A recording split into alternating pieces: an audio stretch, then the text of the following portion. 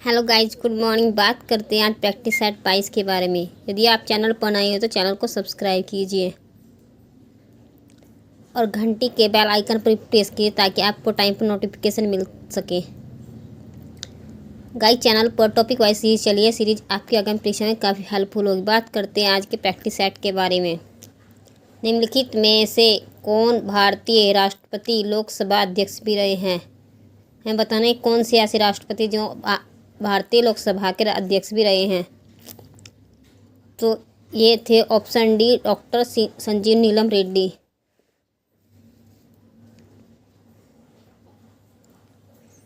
ये निर्विरोध राष्ट्रपति ही चुने गए थे। इसके पश्चात क्वेश्चन नंबर 2 है, निम्नलिखित में से कौन सा सही सुमेलित नहीं है? विदेश यात्री हैं और भारत में भ्रमण कब किया इन्होंने? तो इसमें फायान आए थे 399 से 414, हवेसांग 629 से 645, हर्षवर्धन के कार्यकाल में। इत्सिंग ऑप्शन सी इसका राइट आंसर है। अल-मसूदी आए थे 957 में। ऑप्शन सी इसका राइट आंसर है। क्वेश्चन नंबर 3 है, ब्रिटिश भारत में सैन्य बलों पर केंद्रीय राजस्व का कुल कितना प्रतिशत व्यय होता था? क्वेश्चन पूछ रहा है कि ब्रिटिश भारत में जब अंग्रेजी शासन था तब सैन्य बलों पर केंद्रीय राजस्व का कितने प्रतिशत व्यय करते थे अंग्रेज? तो राइट आंसर ऑप्शन ए 40% व्यय करते थे। क्वेश्चन नंबर 4, निम्नलिखित में से गुरु नानक ने अपना उत्तराधिकारी घोषित किया था? तो यह किया था लहना। ऑप्शन बी राइट आंसर है। ये क्वेश्चन यूपीआरओ के एग्जाम में पूछे गए हैं, ये तीनों क्वेश्चन।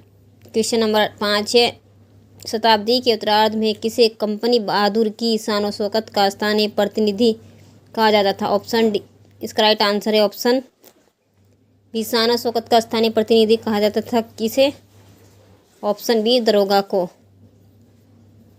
क्वेश्चन नंबर 6, निम्नलिखित में से किस द्वीप को वादे की भूमि द लैंड ऑफ प्रॉमिस के रूप में जाना जाता है? तो यह जाना जाता है Mindanao. Option D right answer है। क्वेश्चन नंबर 7 है,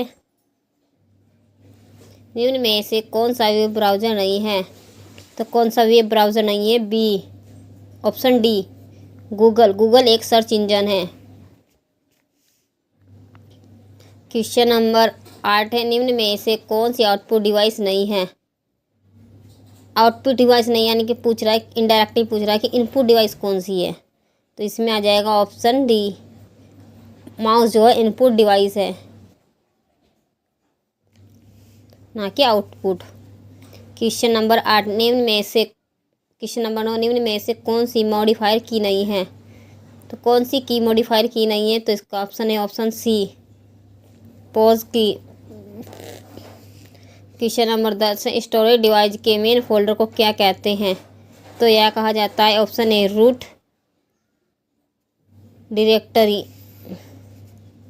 क्वेश्चन नंबर 11, माइक्रोसॉफ्ट एक्सेल में रिक्त स्थान दिया है फलन तर्क के रूप में पारित मानों में सबसे बड़ा मान को कौन सा फंक्शन है जो सबसे बड़े मान को बताता है? तो यह फंक्शन है option B right answer. Option B, Max के माध्यम से माइक्रोसॉफ्ट में एक्सेल मैक्सिमम संख्या को बताता है। क्वेश्चन नंबर 12 है, पृथ्वी से देखने पर आकाश किस कारण से नीला होता है?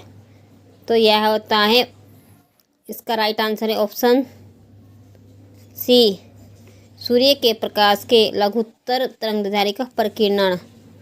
सूर्य के प्रकाश का मिनिमम तरंगदैर्घ्य का प्रकीर्णन के कारण आकाश कैसे दिखाया जाता है? नीला। और अंतरिक्ष यात्रियों को आकाश कैसे दिखाई देगा? काला। क्वेश्चन नंबर 13 है, जब शुद्ध जल में डिटर्जेंट डाला जाता है तो पृष्ठ तनाव क्या होता है? पृष्ठ तनाव घट जाता है, जिससे जो मैल है कपड़े से अलग हो जाता है। क्वेश्चन नंबर 14, टेलीविजन के दूरस्थ नियंत्रण के लिए किस प्रकार के विद्युत चुंबकीय विकिरण का उपयोग किया जाता है? किन किरणों का प्रयोग करके टेलीविजन पर प्रदर्शित होता है? ऑप्शन ए, अवरक्त किरणों के माध्यम से। क्वेश्चन नंबर 15 है, विद्युत मोटर ऊर्जा किस में परिवर्तित होती है। क्वेश्चन है कि विद्युत मोटर विद्युत को किस में परिवर्तित कर देती है। तो यह करती है विद्युत ऊर्जा को यांत्रिक ऊर्जा में। ऑप्शन सी इसका राइट आंसर है। क्वेश्चन नंबर 16 है, प्रत्यावर्ती विद्युत धारा को दिष्ट विद्युत धारा में परिवर्तित किया जा सकता है। किसके माध्यम से परिवर्तित किया जाता है। एसी को डीसी में कैसे परिवर्तित करते हैं। रेक्टिफायर के माध्यम से। Option D. क्वेश्चन नंबर 17 है, भारत में किस प्रकार की मृदा क्षेत्रों में मैंग्रोव वनस्पतियों का अधिक विकास हुआ है। किस प्रकार की मिट्टी में भारत में मैंग्रोव वनस्पति पाई जाती है। तो यह होती है दलदली या पीट मिट्टी। Option A. रेगुर मिट्टी, काली मिट्टी, टर्सरी मिट्टी की बात करें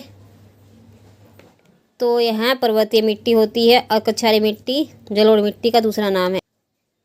क्वेश्चन नंबर 18, निम्न में से कौन सा घास का मैदान उष्णकटिबंधीय घास का मैदान है।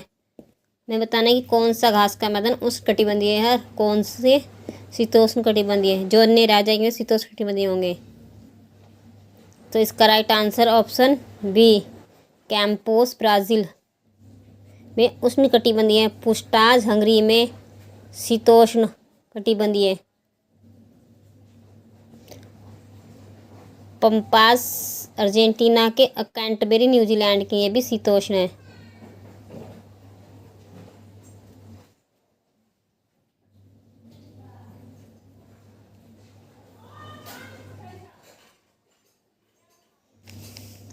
क्वेश्चन नंबर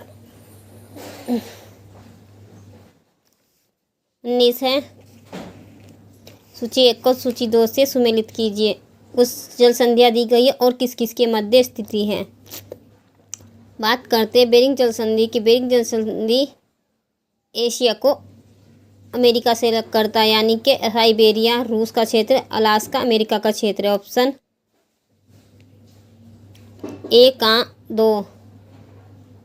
डेनमार्क की बात कर, डेनमार्क जल संधि अलग करती है आइसलैंड को ग्रीनलैंड से।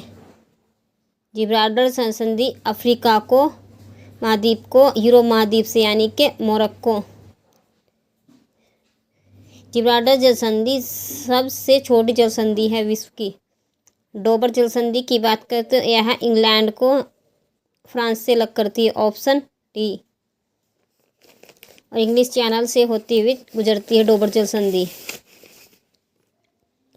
क्वेश्चन नंबर 20 है, निम्नलिखित में से बॉक्साइट निक्षेप में से कौन सा उड़ीसा में स्थित नहीं है। तो उड़ीसा का क्षेत्र कौन सा नहीं है। Option C, Dumka.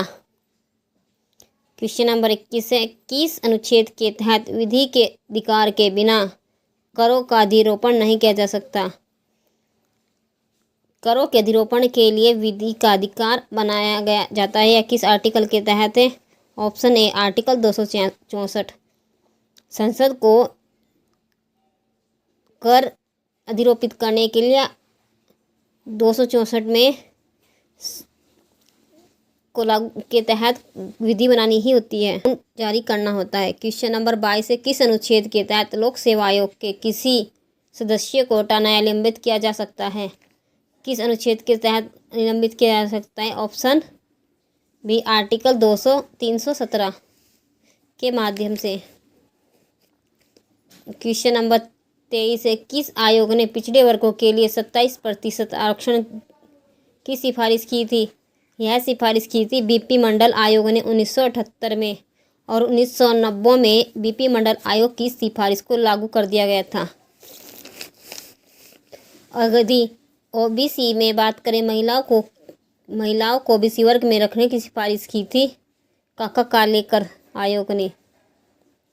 ओबीसी में महिलाओं शामिल करने की सिफारिश की थी।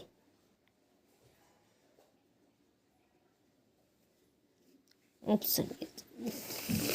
क्वेश्चन नंबर 24 से 8वीं अनुसूची में कौन सी भाषा शामिल नहीं है। तो 8वीं अनुसूची में कश्मीरी, उड़िया, नेपाली, पंजाबी सभी भाषाएं 8वीं अनुसूची में शामिल हैं।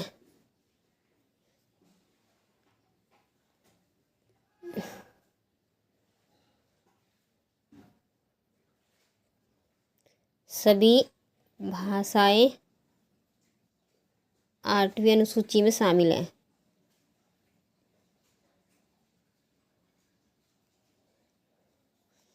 क्वेश्चन नंबर 25 है, भारत में शिक्षा व्यवस्था का मैग्ना कार्टा किसे कहा जाता है? तो भारतीय शिक्षा का मैग्ना कार्टा है वुडस्पेच, 1854 में आया था। क्वेश्चन नंबर 26, विश्व खुशहाली इंडेक्स को मापने के आयाम में शामिल नहीं है। तो कौन शामिल नहीं है? ऑप्शन डी, खुशहाली इंडेक्स के लिए आय, स्वास्थ्य, स्वतंत्रता, उदारता और भ्रष्टाचार की अनुपस्थिति शामिल होती है। ऑप्शन डी इसका राइट आंसर है, क्योंकि भ्रष्टाचार की अनुपस्थिति शामिल होगी, ना कि उपस्थिति। और वर्ष 2025 में विश्व खुशहाली इंडेक्स में भारत का स्थान 118वां है। क्वेश्चन नंबर 27 से, भारत में मानवाधिकार अधिनियम को कब लागू किया गया था? बात करते हैं मानवाधिकार के। यूएनओ ने 10 दिसंबर 1948 को मानव अधिकारों की विश्वव्यापी घोषणा की थी। तो इसका राइट, भारत में मानवाधिकार अधिनियम को लागू किया गया था 28 सितंबर 1993 को। और भारत में मानवाधिकार आयोग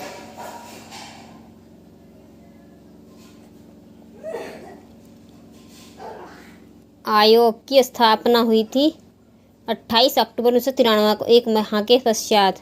आज 10 दिसंबर 1993 को प्रथम मानवाधिकार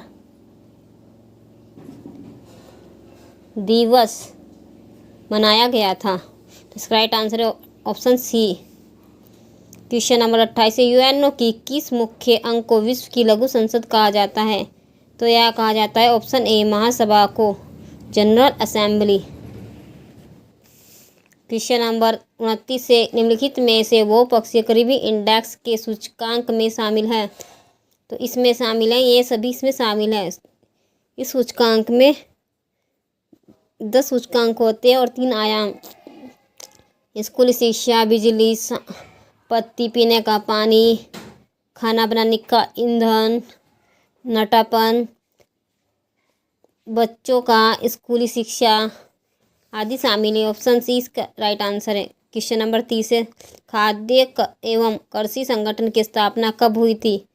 यह स्थापना हुई थी 16 अक्टूबर 1945 को, ऑप्शन ए। गाइस, वीडियो पसंद आई तो वीडियो को लाइक करना, चैनल को सब्सक्राइब करना, अपने दोस्तों के साथ शेयर करना। धन्यवाद।